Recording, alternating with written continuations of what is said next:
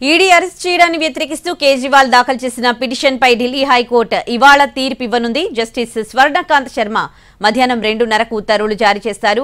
అరెస్టును సవాల్ చేస్తూ కేజ్రీవాల్ పిటిషన్పై విచారణ జరిపింది. ఈడీ కేజ్రీవాల్ తరపున న్యాయవాదులు వాదనలు వినిపించారు.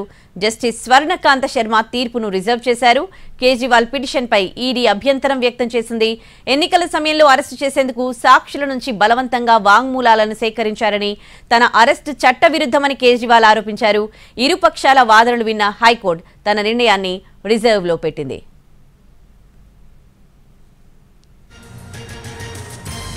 ఇవాళ కోర్టు ఎలాంటి తీర్పు ఇవ్వబోతుందనేది ఉత్కంఠగా మారింది. అరెస్టును సమర్థిస్తుందా లేక వ్యతిరేకిస్తుందా అన్నది సంచలనంగా మారింది. ఇక ఈ కేసులో ఆప్ ఎమ్మెల్యే, గోవా ఆప్ ఇన్ఛార్జ్ దుర్గేష్ పాఠక్కు రెండవసారి నోటీసులు జారీ చేసింది. లిక్కర్ కేసు విచారణకు తమ ముందుకు విచారణకు హాజరు కావాలని కోరింది.